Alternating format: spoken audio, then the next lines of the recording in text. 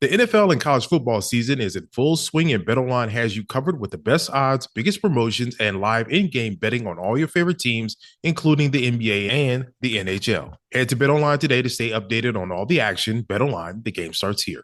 At Capella University, learning the right skills could make a difference. That's why our business programs teach you relevant skills you can take from the course room to the workplace. A different future is closer than you think with Capella University. Learn more at capella.edu.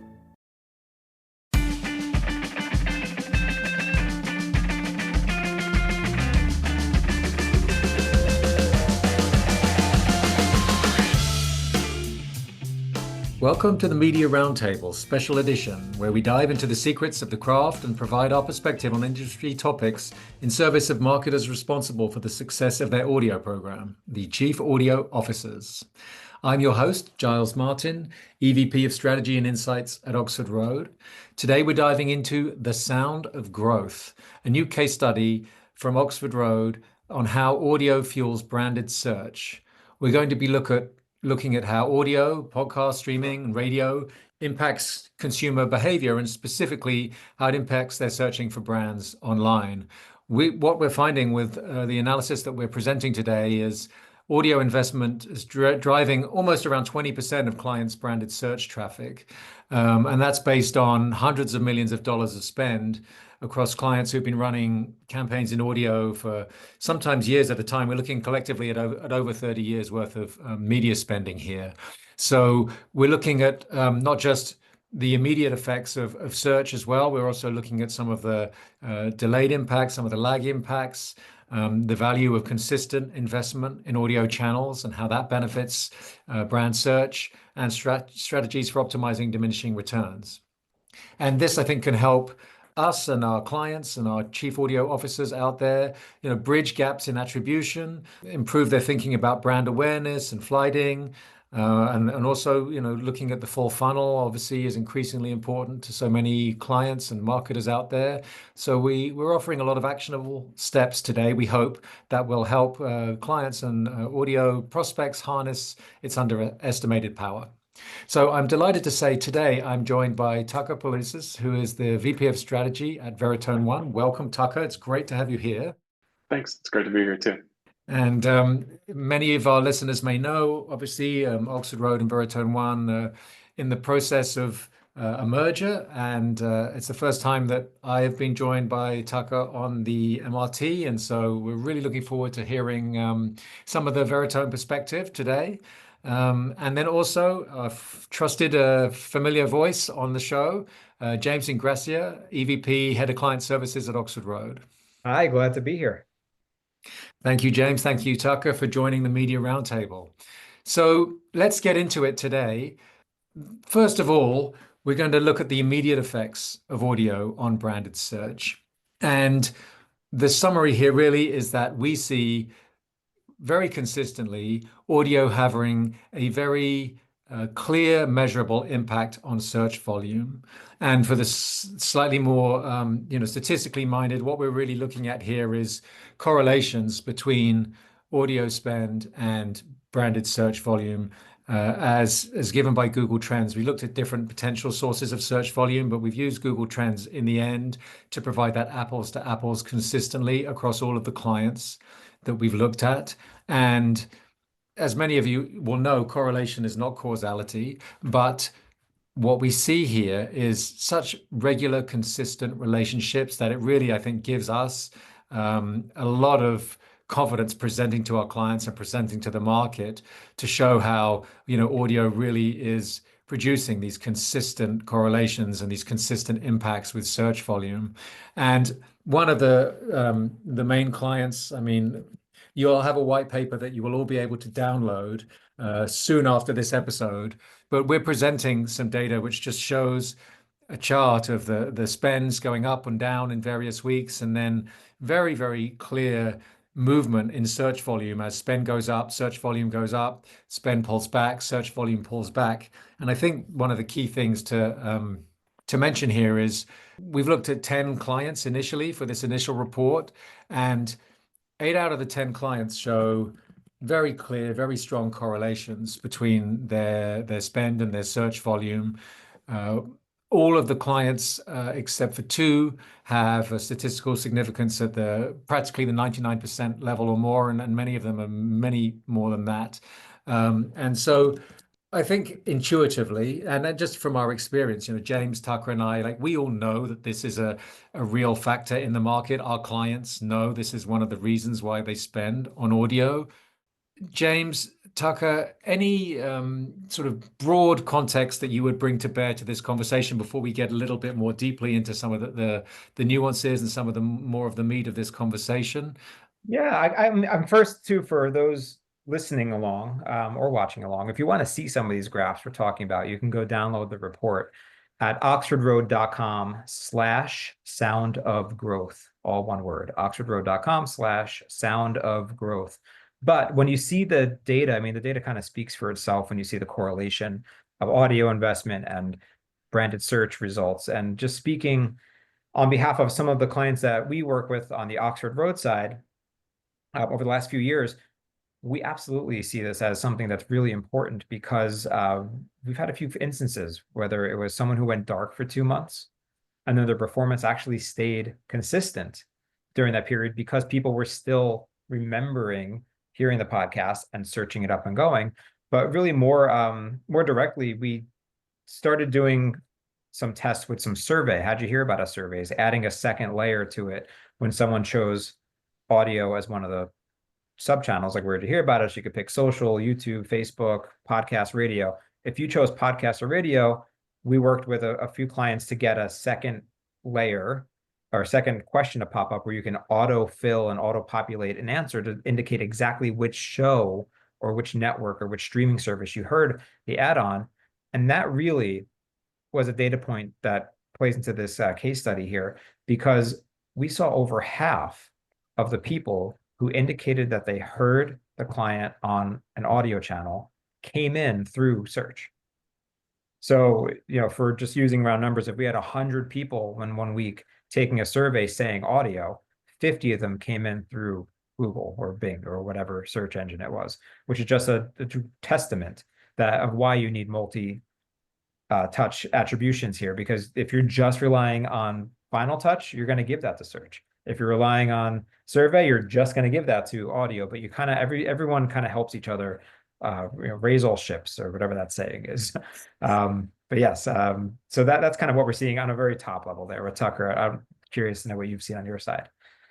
This comes up all the time. And I think, Giles, I was totally with you on the correlation may not be causation, but we're constantly thinking too of anecdotes are not data. But we have so many anecdotes about this where the audio spend has an impact on branded search. Like James was saying, clients will go dark and the branded search goes down. And you're like, well, you pulled back your audio spend. That's no surprise there. And so I know we'll get into some of the deeper ones, but this comes up a lot. And I think it has a big impact that if you don't address it at the beginning, you have a really hard time incorporating it into your models and your objectives and your CPAs as you go forward. And so I think it's an important conversation to get out in the open as early as you can with clients. Yeah, and I think we've all known that it's an issue, and I think taking some steps towards quantifying it, I think is, and creating some rules of thumb that people perhaps can use or work towards as they get into the market and become more established. I think it can be really valuable for clients. And I think you make great points, both of you sort of alluding to issues around attribution.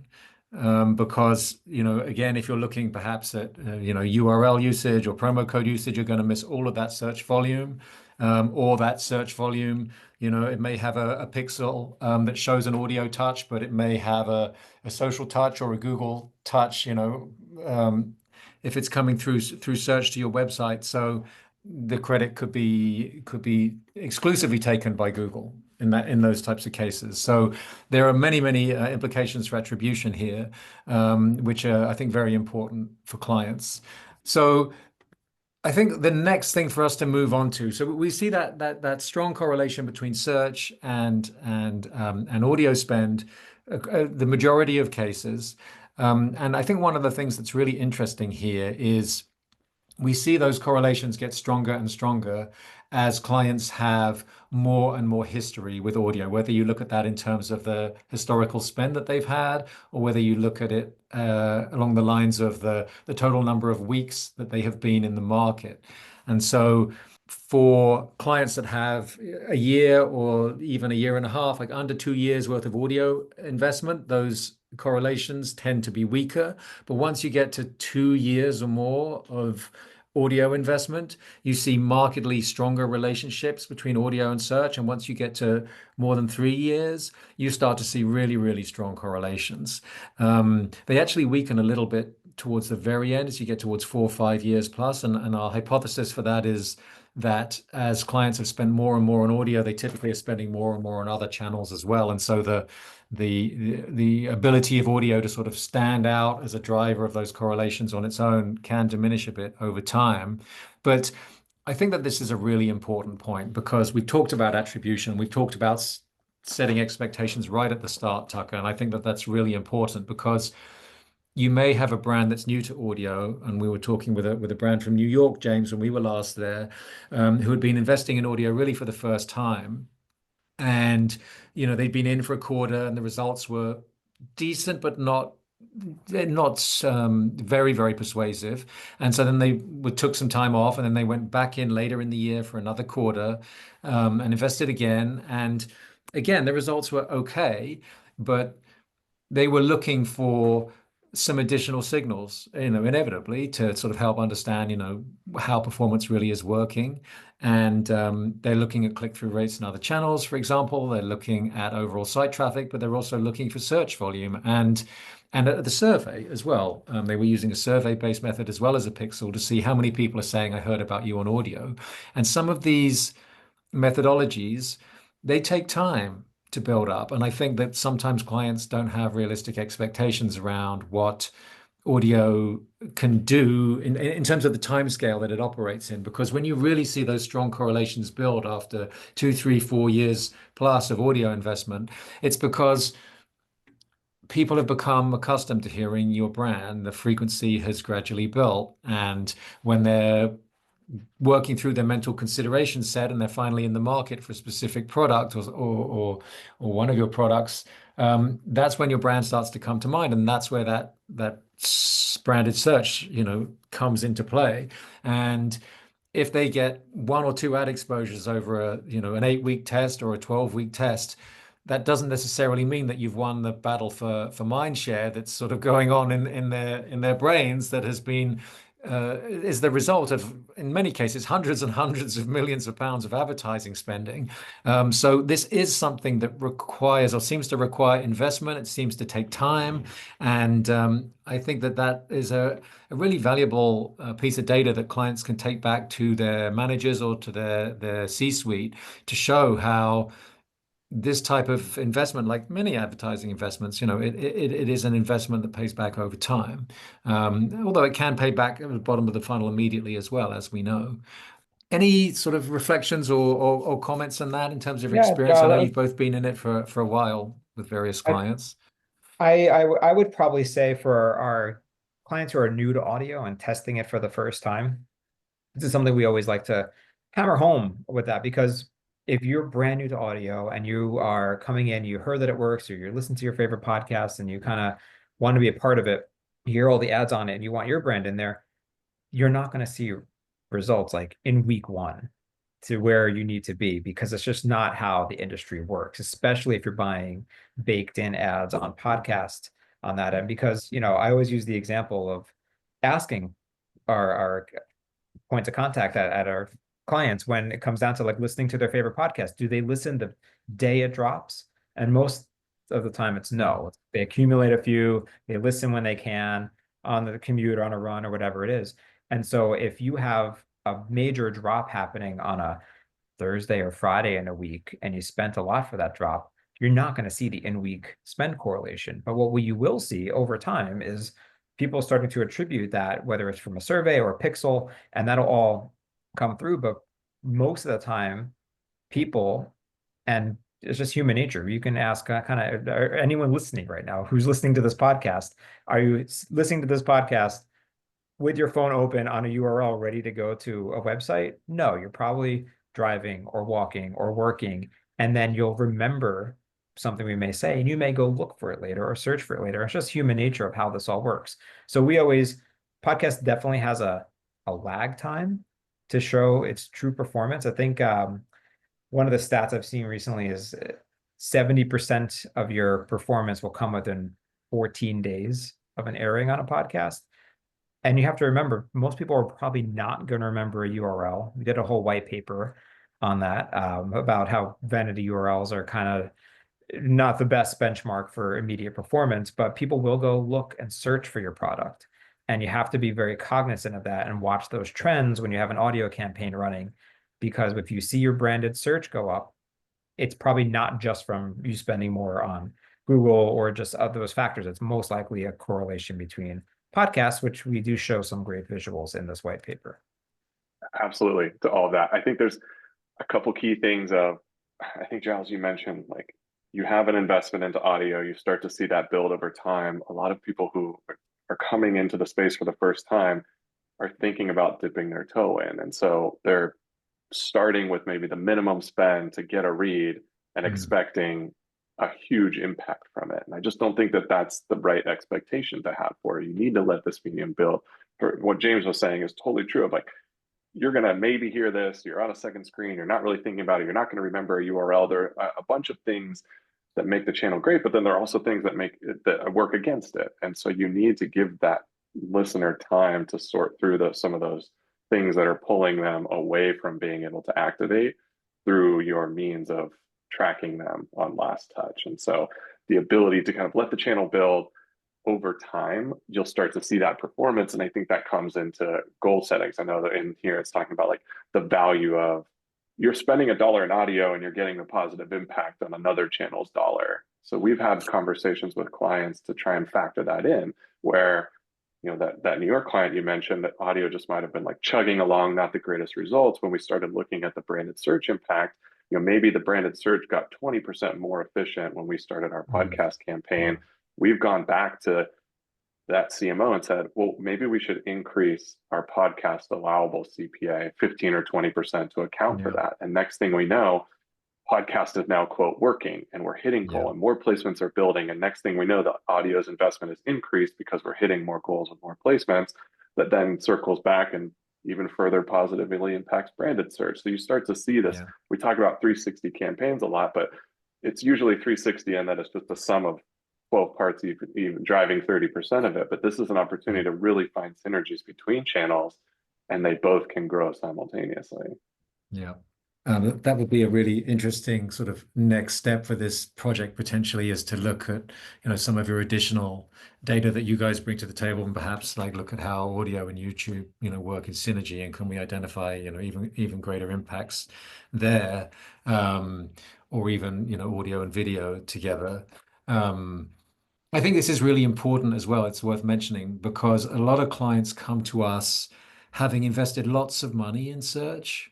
And search is just one of those channels that is terribly attractive to marketers, particularly performance marketers, because the cost per clicks often look excellent. The conversion rates are good. The intent is often high, especially obviously with branded search. And so it's easy to just keep putting money into that bucket, you know, over and over and over again.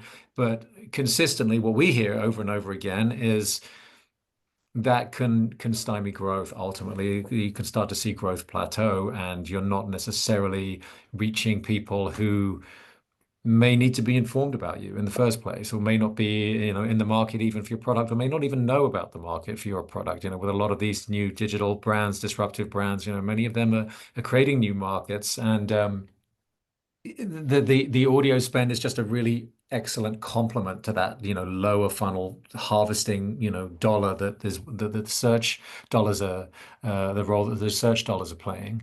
And I want to touch on this impact, this topic of lag that you both mentioned, because there's another way of looking at it as well, which we also address in the paper, which is looking at the cumulative impact of the audio dollars on that search volume. And you also talked about it, James, with sort of, you know, people pulling back and going dark, and you know, you can see the volume start to tail off, but often it may not tail off immediately, like it may stay elevated for a few weeks potentially. And again, obviously, that depends a lot on how much historical investment there has been.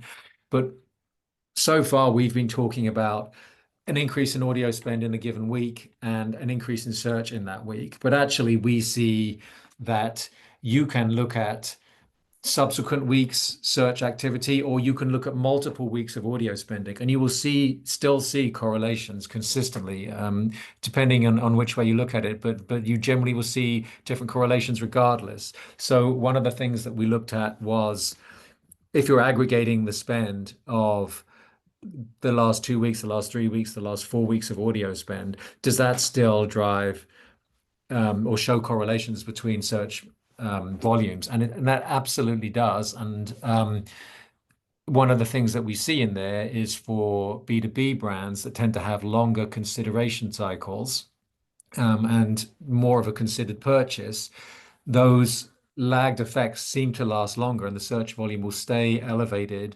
after several weeks worth of high spend, as people have more awareness of the brand, and then that consideration process is ongoing.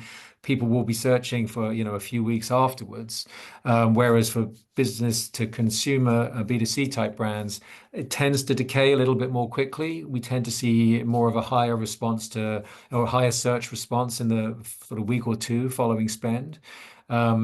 And again, I think that this is really important, both in terms of clients' expectations, them setting expectations internally among senior marketing or the C-suite.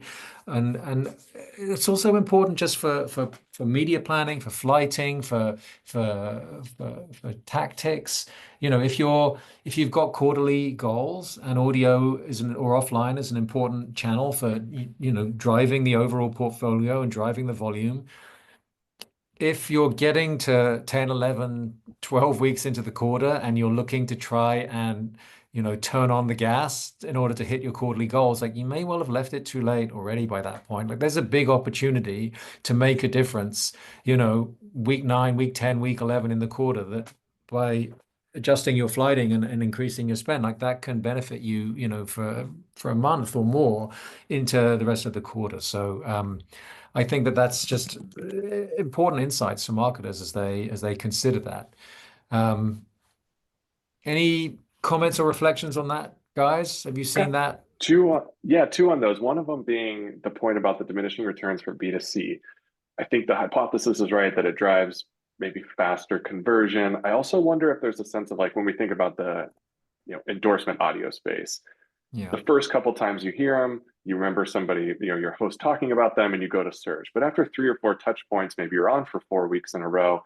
I wonder if there's also a second effect of the familiarity and then wanting to be part of the community of that endorser. So instead of going to search, you've now heard your person say it enough times, and you then want to give them credit. And so maybe then we figure the attribution gets a little bit stronger after that 4th week, which is why we see the diminishing return for B2C sales. That would maybe be one point. And then 2, what you mentioned about flighting, I think this is really critical of, we've done a couple exercises with heavy radio advertisers to figure out, like, this 2 weeks on, 2 weeks off, is that better than an always on approach? And what we found is, if you're on more weeks but less GRPs, you actually net a higher reach and frequency than pulsing up weeks. So not only you're getting more value out of the dollars you're spending, but then 2, we've talked to, this is more anecdotal, but talked to other team members who run different channels at those brands. And they've come to us and said, wow, by you being always on at the same spend,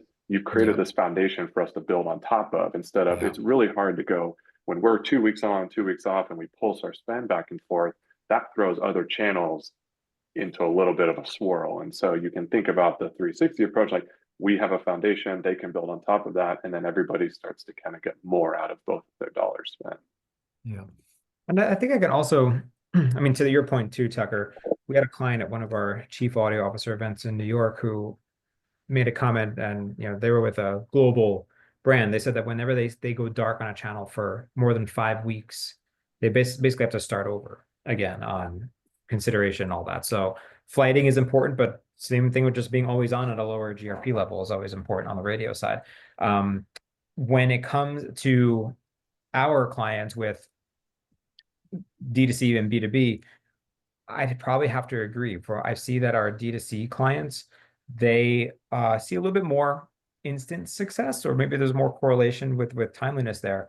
But our B2B clients, depending on, I guess, the decision maker level or how involved it is to convert your company to one of these clients, that often is months sometimes for some of the brands we work with. Or you spend in January, you may not actually convert them to a customer till the summer or the fall on that end, because it's a huge six-figure investment for your company. Others that are maybe more instant, whether it's a job search or a website builder or something like that, those might be a little bit more immediate, where you can test and learn and get a lead in on there. But I definitely see that as important, to realize that B2B has a little bit more of a longer curve.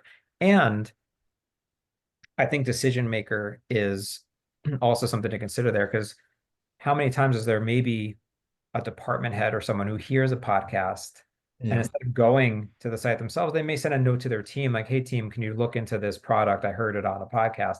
And now you've immediately lost all of your tracking, from pixel tracking to survey and all that. And brand search is really all you have to go off of on whether audio made a difference there. Yeah, and also, I mean, just one other thought on that, James, on those long consideration cycles.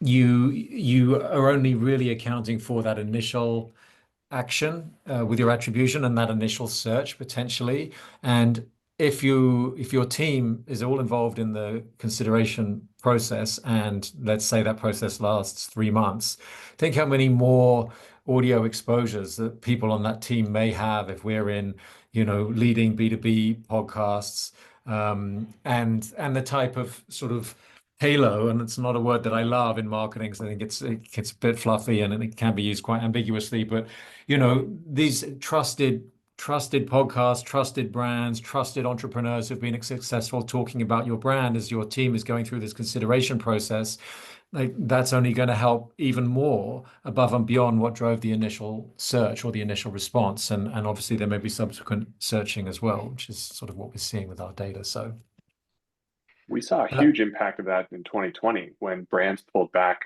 because of the pandemic. And for the ones that stayed versus the ones that left, it was that, like you said, James, like restarting the machine, of significant time lost of having to build back. That we saw a dip in their awareness because they weren't running, and then it was slower to build than when they had started their campaign. And so maybe we won't have another pandemic, but in opportunities to stay always on, it's a lot easier to maintain than it is to restart. Yeah. And that always on strategy too, sorry, Giles, is interesting. We've had a client or two where they have a parent brand, but that brand has subsequent products. And so they kind of, everyone knows the brand name, but they went on in the spring with one product and then didn't return till the end of summer with another product. And, it took the same amount of ramp up time to go there. So we're in discussions to have that always on at a small pulse, just to kind of get that name out there consistently. And then you can always swap in sales messages or product launch messages on that end. But you kind of keep the cadence of not having to rebuild your engagement levels every time.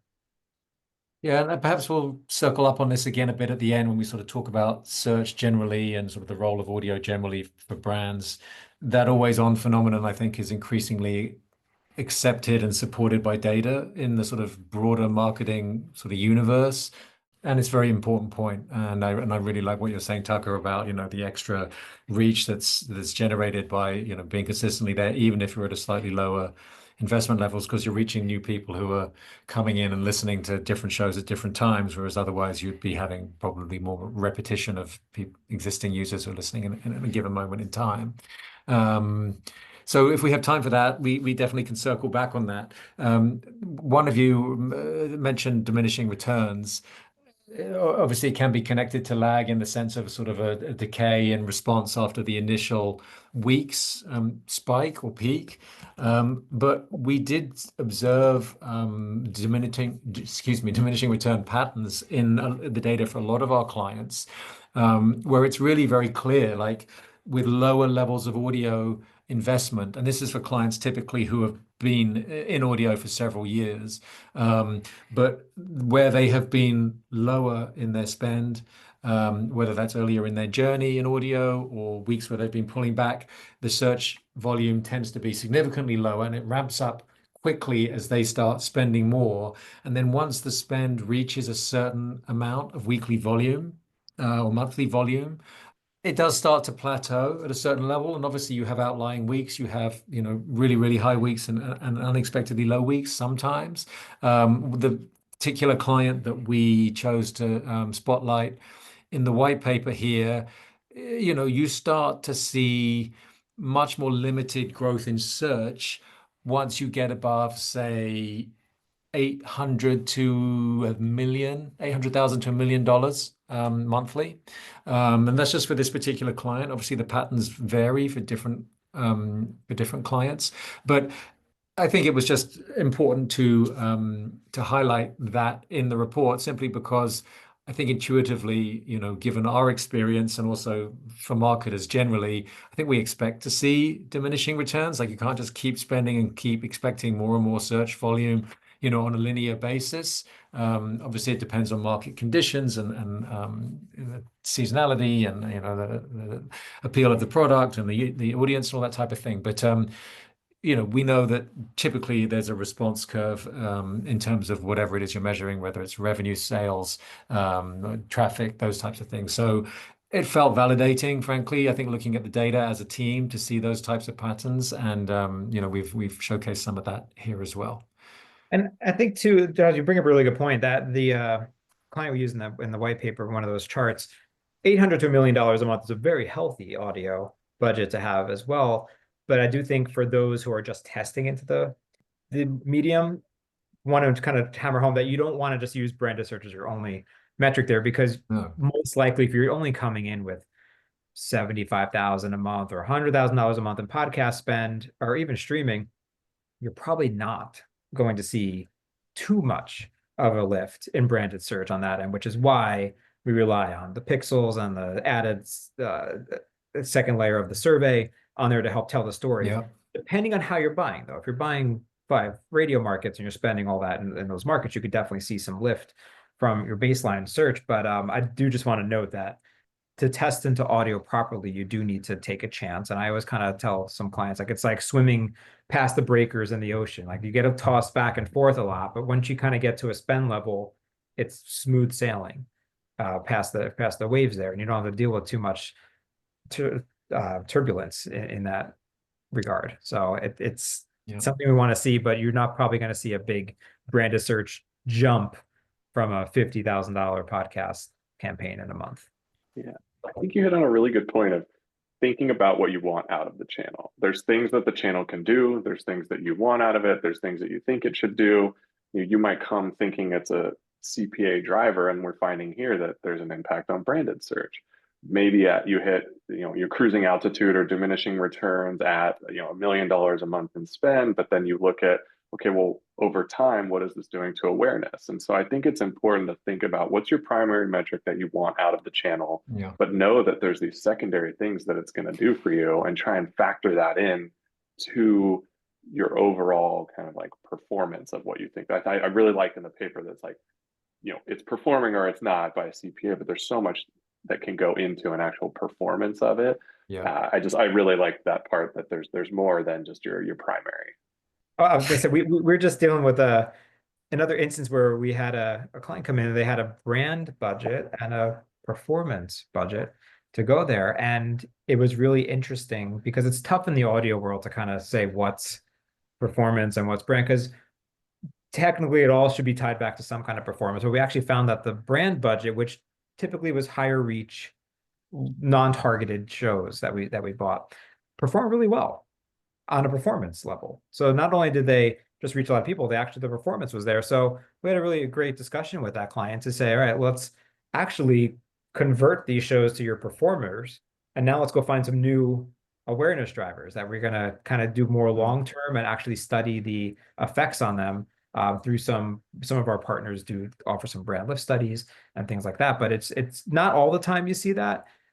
Typically, if you go larger reach and all that, the performance may not be exactly where you need it. But for this one, it was a very interesting line where it's like, well, either A, you combine your budgets into one, and we kind of know that we're reaching people for awareness while getting performance, or we test the budgets, and if it performs, that all those shows go into that performance budget. So it's an interesting dynamic, which I haven't seen a lot. So it may just be a one-time thing. You're not alone. I've seen that, and they give us two budgets, and you're like, well, we're going to buy the same shows. We're just going to look at them differently. And Right. so we've had similar conversations with that, and it's about how do you want to tag? And it usually comes from different teams, and so then you have to get them to work internally to be like, well, how do you want to tag this? We're going to run the media to best support your business. You guys kind of figure it out internally how you want to allocate it.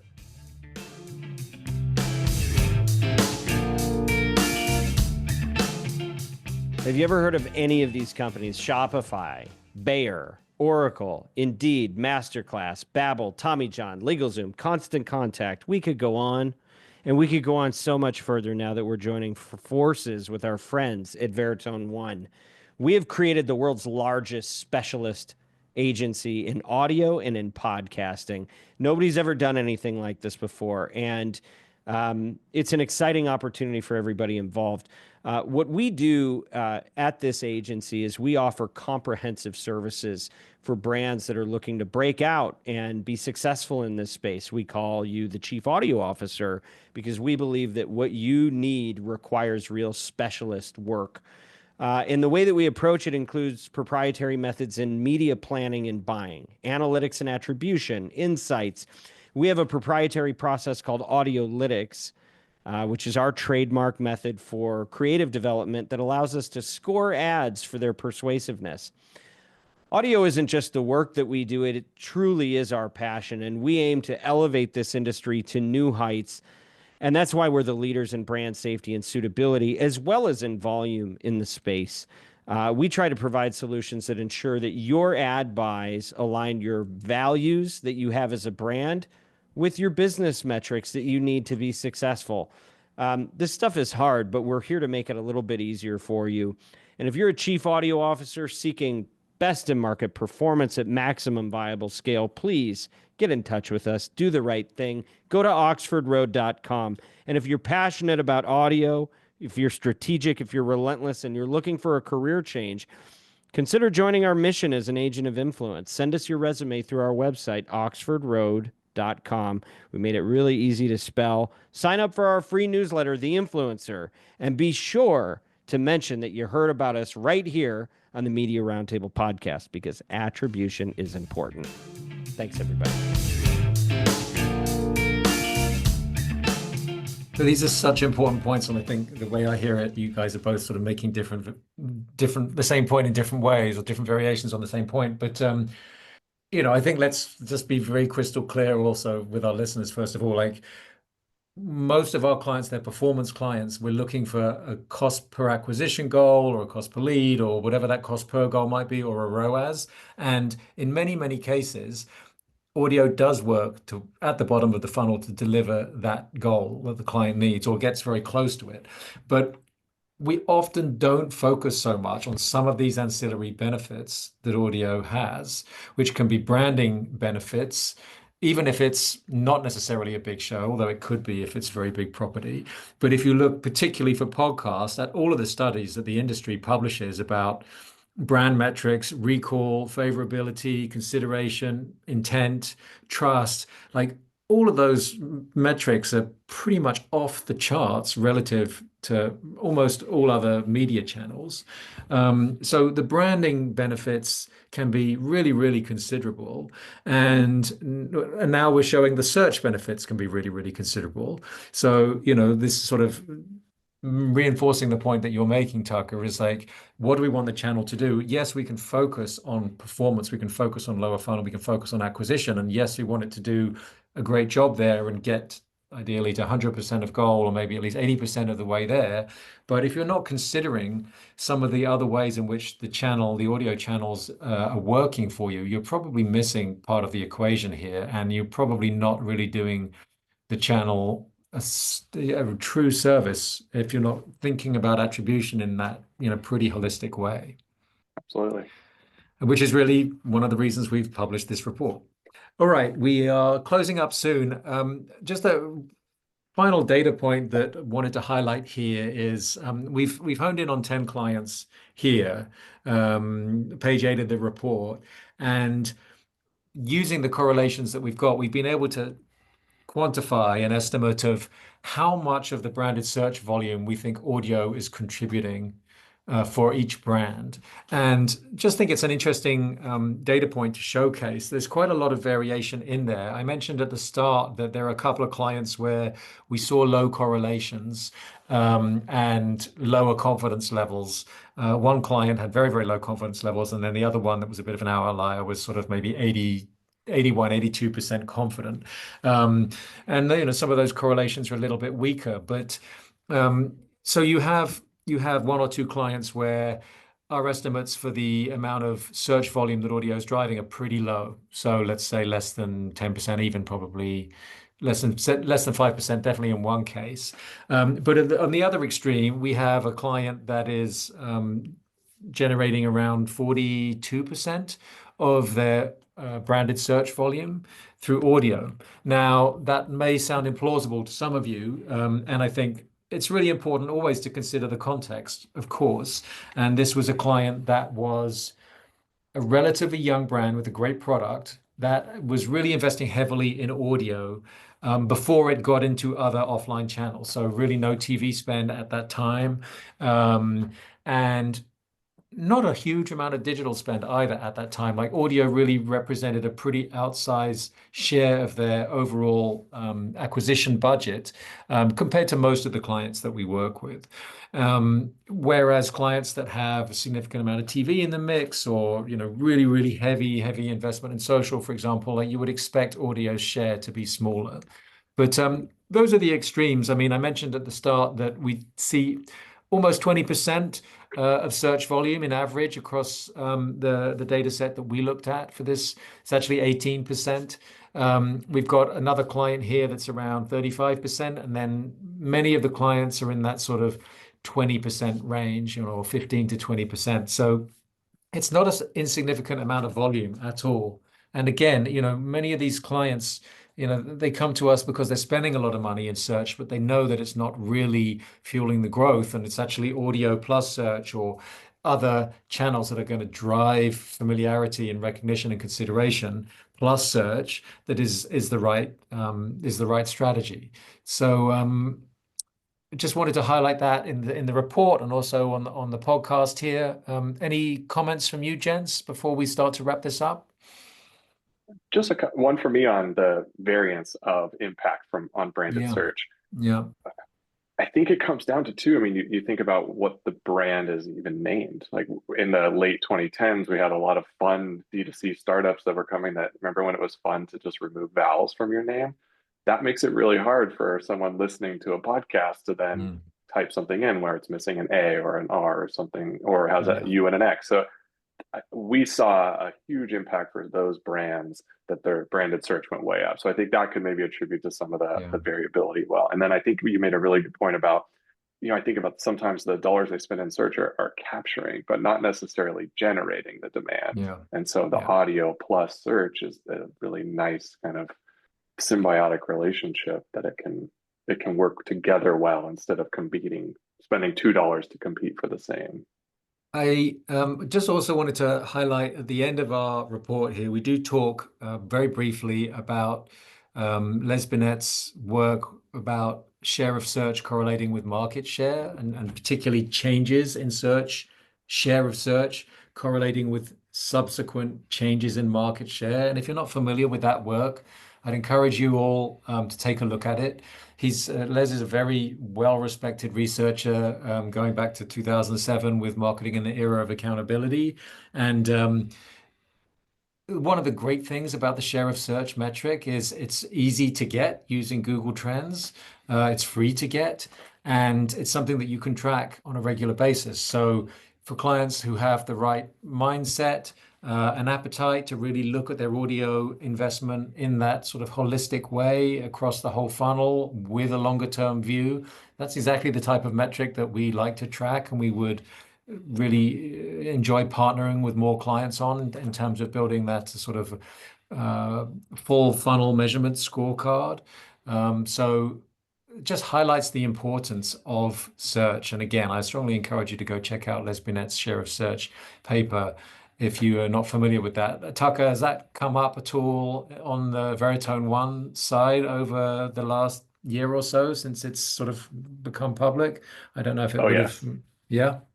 lots and lots, and thinking about, I think, the people in market right now versus generating that future demand, and how we think about those, and what do we think about how our spend should be focused on those. I think what James is saying is, like, sometimes people think about the converting market right now versus people who will be in market later. They change it to brand and performance. So you can name it a bunch of different Yeah. things, but I think being there when somebody is ready to activate. Like, one quick side, because I know we're running out of time. We had a pharma client. Like, you either have a condition or you don't. But Yeah. being there for when something pops up for somebody, 10 years down the road, I mean, we were advertising to 20 to 30-year-olds, knowing the condition might be in your 40s or 50s. Like, that's a very long life Yeah. cycle, and Yeah. dollars spent now may not pay back for, for them a decade, but Yeah. it's important. And this paper was a huge driver for us to kind of get buy-in for that, for the higher ups. That's an excellent point too. And whether you're D2C, you may not be in the market to buy a very well built piece of furniture right now after hearing it, but in 2 months from now, you may recall it and go search it up on there. Or like one of our consumer protection category clients, they're an amazing resource when you need it, or when you need it, it's almost too late on that end. So, but when there was an incident that happened over the summer, they had some of their best weeks, but it can be correlated to being in market all the time with a consistent message, because people, when they needed it at the time or want to look into it, they remember hearing it for months or even years before that. I'd just like to thank you, James. I'd just like to summarize 3 or 4 key points, because we do want to leave our audience with sort of clear recommendations and action items that they can take away and use right away with their planning.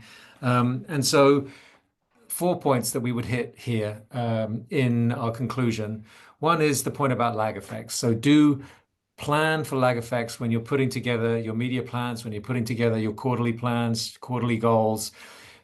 Don't respond to a poor week's performance or a couple of poor weeks' performance in a knee-jerk type fashion. That is not necessarily the right way to manage your campaign. Things tend to move a little bit more slowly in the audio world, and everything needs to be considered as a holistic system. So we strongly encourage people to plan several weeks ahead, plan for lag effects, and you likely will have a more well-rounded and comprehensive approach to delivering on those quarterly goals. Consistency, we talked about that quite a bit.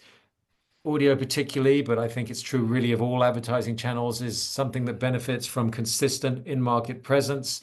The Ehrenberg Institute have been very vocal about this. It's also corroborated by Les Binet's work and other sources.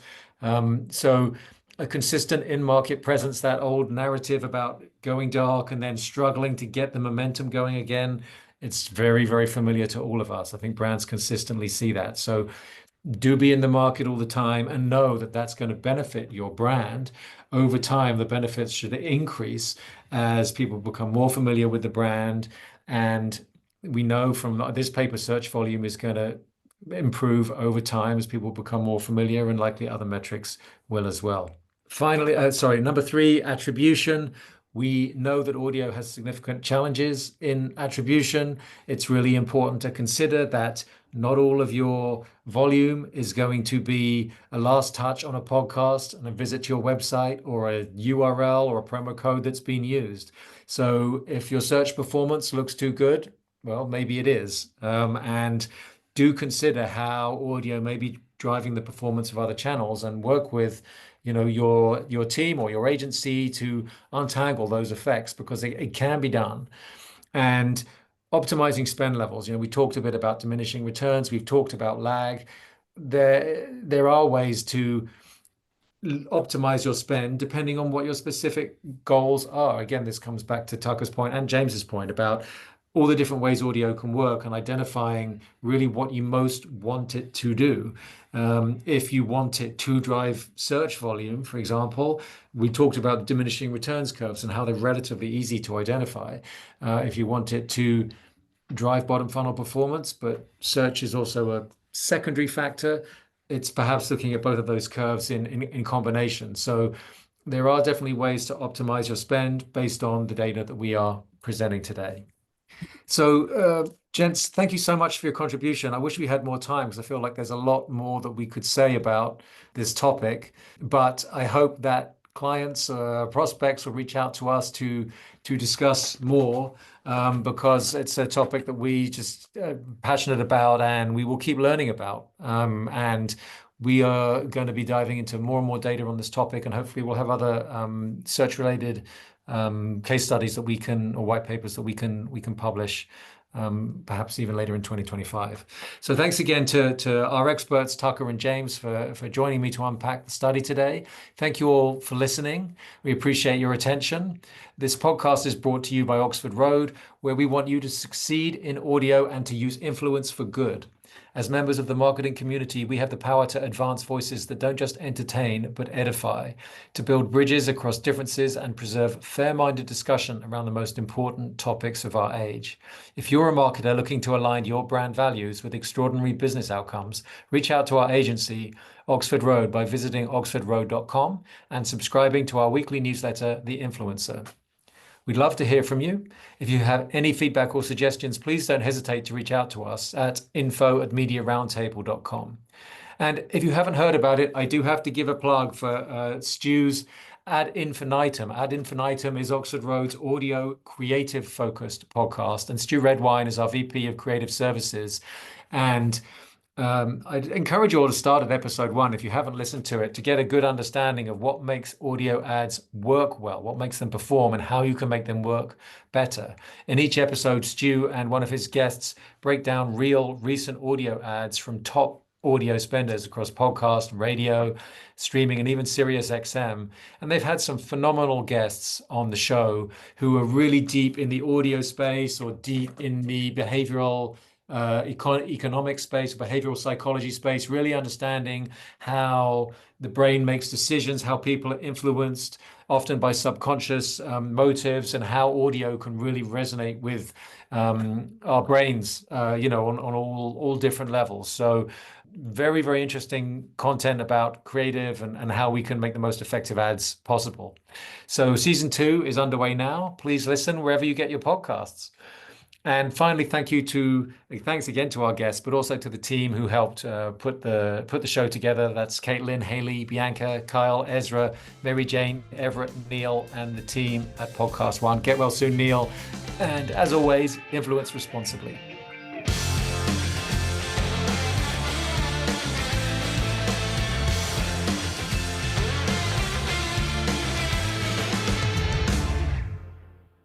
At Capella University, learning the right skills could make a difference. That's why our business programs teach you relevant skills you can take from the course room to the workplace. A different future is closer than you think with Capella University. Learn more at capella.edu.